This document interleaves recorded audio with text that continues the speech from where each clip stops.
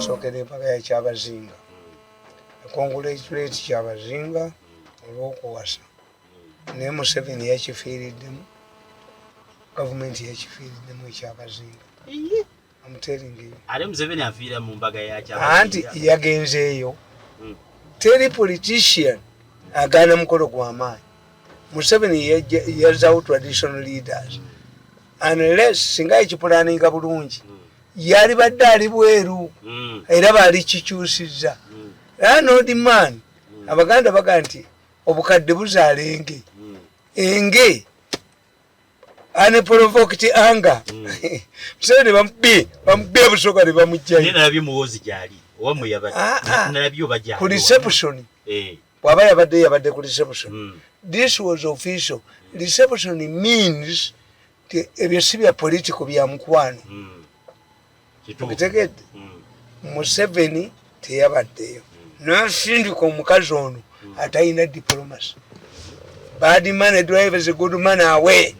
Museveni yatugoba ne tugenda abalina brain. Let me tell you, why should the vice president tell the public, the gallery, he dictated this on the phone? Usually, he writes a document. No, the vice president. Yes. Yes, it is an idiot. Museveni, yes, it is an idiot. What was important was not how the message was packaged.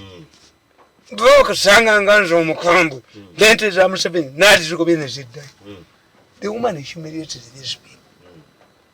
Why? The Baganda say, where there is a cripple, you don't follow the finger. Why did this woman explain? Museveni, you're going to narrate every mongwa. Why did the vice president explain that this is a dictation? How do we know that our ears are correct? Was it warranted? Museveni, oye! Museveni, oye! Museveni, Jew! Bad man drives a good man away to Aduka. There was no reason why the vice president could tell the public this is dictation on the phone. On the phone. Is it a message on the phone? No. Do they know? Do these people who attended the wedding know the normal practice of the president? No. She went ahead and explained. Normally, right. Museveni abajja mukubeeki. Yatugoba. Ate tukyadda. Tusinja kudda mu bujozi. Tutunia ng'okola nabo. Ekyuma ekipya bwekiteeka mu mmotoka mu byuma ebika kyo kyekyonooneka. Tuzinza kubeera n'abantu bafaanana bati. Tamanyi public relations at all. The president was the wedding shiriki into Uganda society as a snake? No. No. There was no way. One was knowledge. Yes. It's not death. If Kyabazinga had died, Museveni would have an excuse of dictating on the phone. Why do you reveal that he dictated on the phone? No loving puta. Ataba abakazi obalaba abo. Bonna Museveni baleese tebalina public relations. Why do you mention? Who has challenged the speech you are reading? Bulijjo byakulagira nga totubuulira abiyisaawa. Naye Museveni bano yabajjawo. Yatugoba. Bad man drives a good man away. Twadduka. Tulikolera Muhoozi. The Muhoozi's government will be perfect. Kagame's government is better than Museveni's government. Yeyigira kuola. Bajja kusiba okuwaana eggwanga eddala. No. Mu ggwanga lino. I'm an intellectual. Kakati ekyo kimu. The vice president killed the function. Messed up the message. 2. The deputy speaker.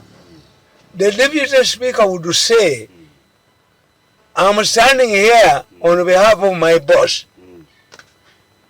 Was the deputy speaker invited?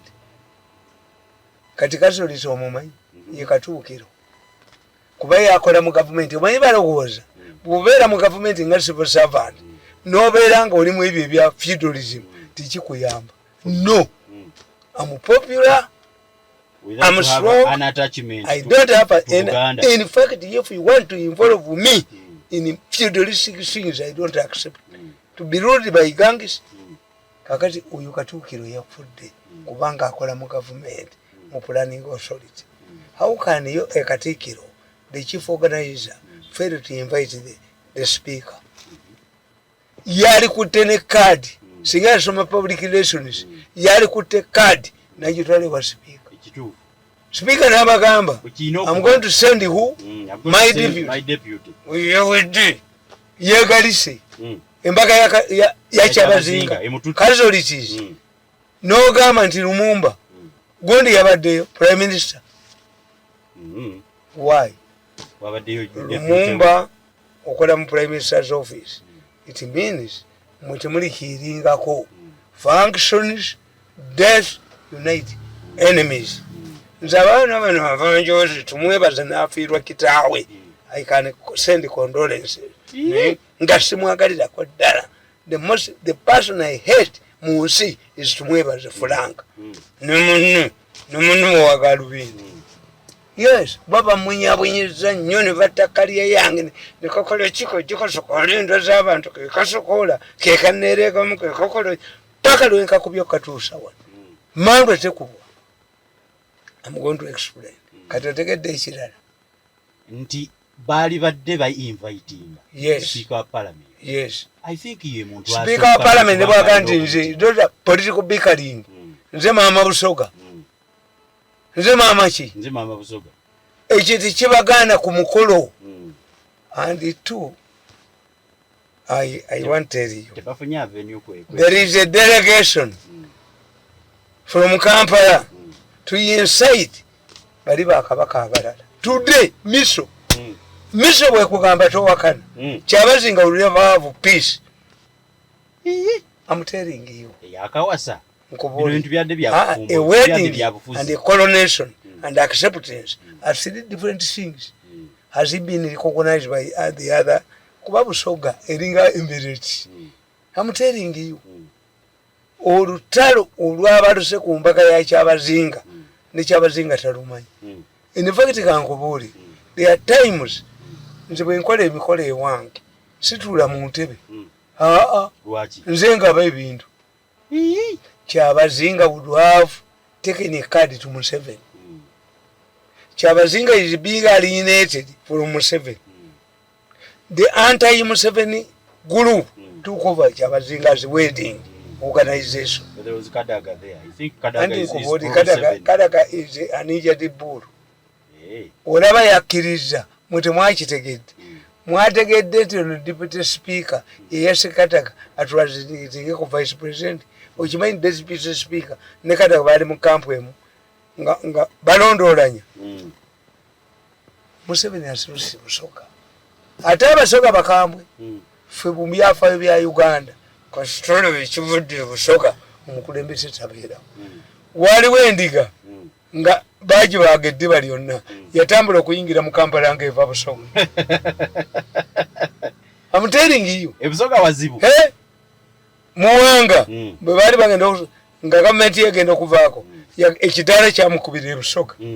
Ekidaala nga mwali obete omusajja gwamufutula Busoga. Museveni afubutuse Busoga. Nenkubuli. It was the biggest mistake of President Museveni not to attend. He normally comes now overshadowing our enemies. Of course. When they were organizing the last funeral rites of Ben Chiwanu, Museveni spent a week in Masaka. He ended up being what? Yes. Now deflating a Democratic Party. Busoga kyamulemi. Busoga yakifiiriddemu.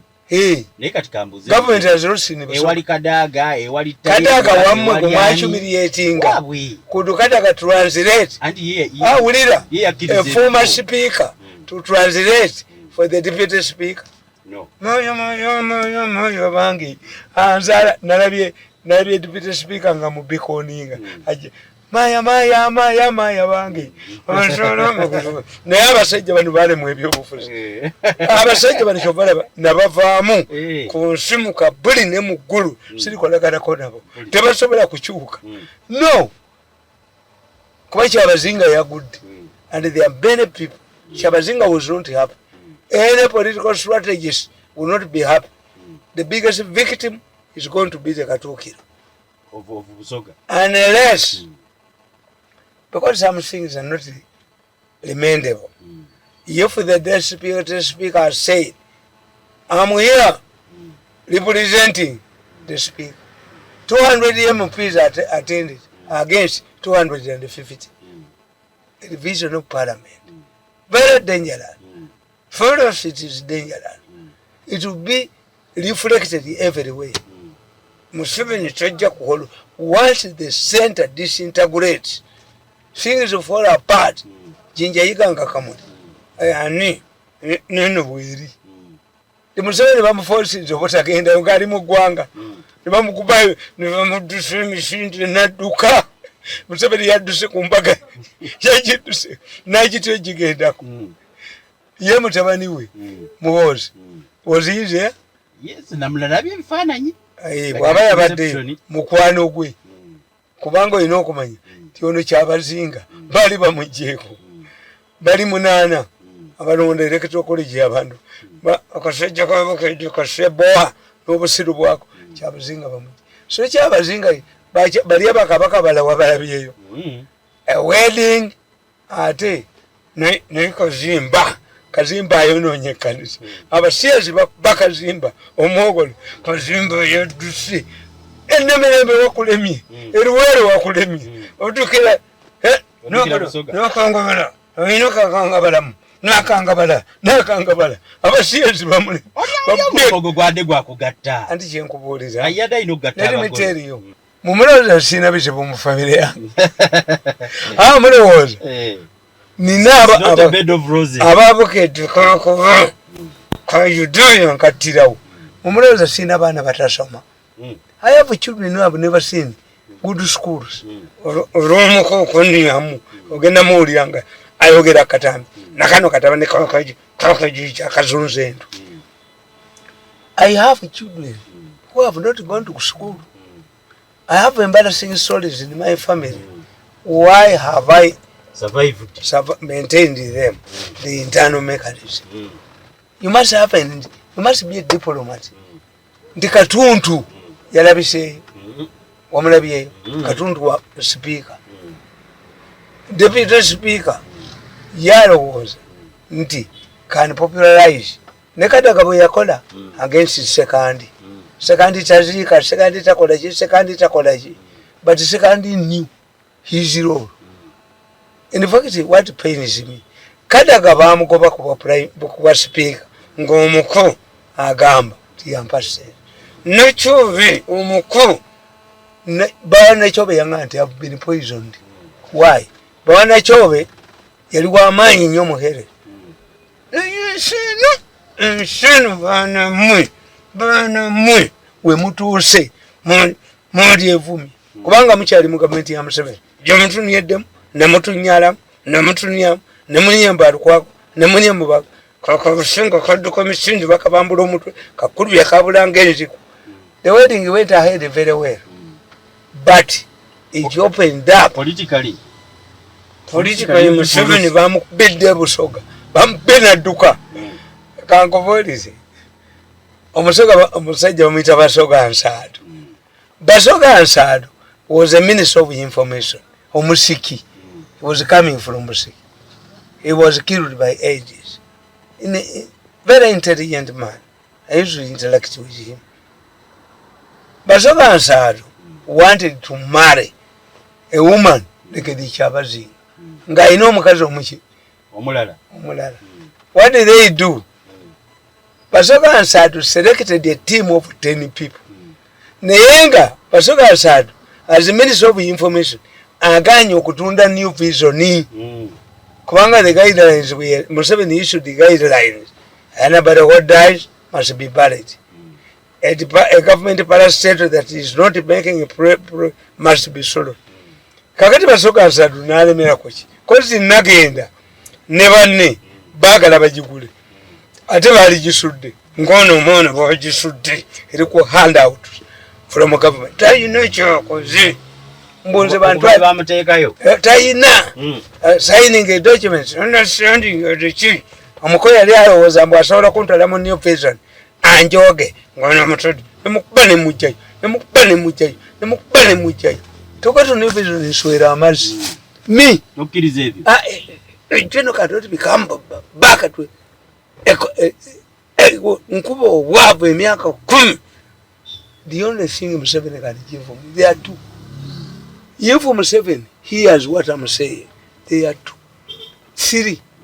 1, I want to leave State House in a dignified manner. Sikunjoga. Ngo ya humiliating. No mukuru awubwa. Museveni bamujjuza, but he didn't kill me. But the facts are here. Akakaza akali mu meeting. You know. Akagamba babukedde nti ndi mulalu Museveni nyina wakasiba kunjegere meya ayimukama otenderezebwe Katonda w'eggulu ayimukama otenderezebwe nga Kabusenge yankuba Amawulire nekulubya nti ndi mulalu babulanga enziku ayimukama otenderezebwe Katonda w'eggulu ayimukama